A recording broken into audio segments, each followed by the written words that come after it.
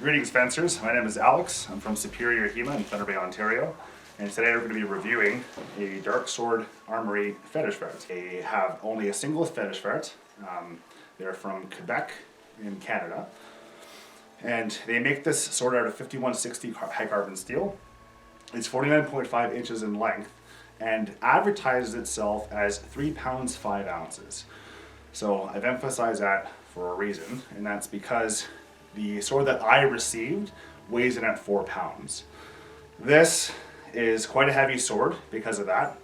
It's balanced well. It's balanced right at the hilt, but even with that balance, it's still very heavy and weighs down your forearms quite a bit when wielding. The edge, bring this to the camera, hopefully it autofocuses. The edge is 2 millimeters thick, and you can see it gets beaten up pretty well, but there are no significant burrs and I can still run my hand down and feel okay. There is a single filler that runs 2 or 3/4 up the blade, and the hilt is your typical crown hilt. It is quite pointy on the ends. They do have an option for a rounded hilt. This was the sword with the rounded hilt option. However, I'm not too sure if the rounded is much rounder than the pointy version. The crossguard is quite well made. It's got a twisted, or it's got a filed, twisted end on it. And then it's got a wasted hilt, wasted grip there. The pommel itself is not screw on. It is held in place by a hex nut. And it is quite well made. However, there is looseness in the wood that they use on the grip. So pretty much after every sparring session, we do have to tighten that pommel back down. Otherwise, it makes a rattling sound. There is really no risk of it falling off, but you just hear it kind of rattle a little bit. The point is blunt, however, it's quite thin. So using this sword, it is recommended to have some sort of blunt part added on the tip because it's quite thin for thrusts. So something I also want to bring attention to, this is the Darksword here.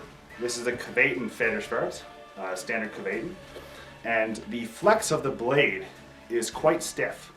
So I don't have the exact metrics to compare with, but I'll show you compared to a Cavatin. So here is a Cavatin, and that's about moderate pressure. I know that doesn't mean a whole lot, but that's what I would typically thrust at. And then here is that same pressure on the Darksword. So you can see how stiff the blade is. Again, same pressure on both. So based off of what's been said, we've got a 49.5 inch blade, so it's relatively short compared to other fetish ferrets on the market. It's 4 pounds, just over 4 pounds, so it's quite heavy. It's got a pretty good point of balance, but it also has a thin edge, which can hurt to get hit with in an uncontrolled strike. And the tip, while wide, is quite thin. The distal taper is very aggressive in the sword. It starts at just under 1 centimeter at the hilt and goes up to roughly 2 millimeters at the tip. So my final thoughts on this sword is that this is not a sword that a HEMA practitioner should purchase or use in general sparring.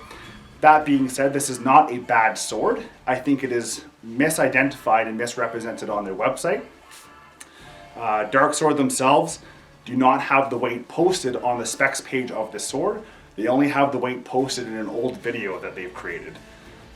So they might have changed it, but this sword was purchased December 2019, and as of that date, this sword again has that 4 pound weight that is not listed on their website.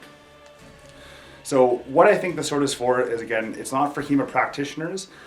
It's also not exactly for harness fecting because of that 2 millimeter edge and that it's quite heavy. So you're going to damage other practitioners' armor. It is quite stiff, which is nice for prying and half sorting. However, the tip, again, being quite thin, isn't really ideal for making those thrusts. There's also virtually zero flex in the last quarter of the blade. So I think this sword would be best for those wanting to strength train sparring within HEMA, because again, it's got that increased weight and it balances well, so you can still perform a lot of the techniques that you can with a lighter fetish ferret. But this would be great for solo practice.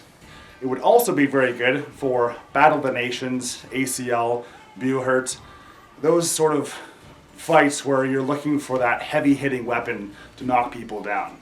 This sword is very akin to a baseball bat, a very pretty baseball bat, but a baseball bat nevertheless.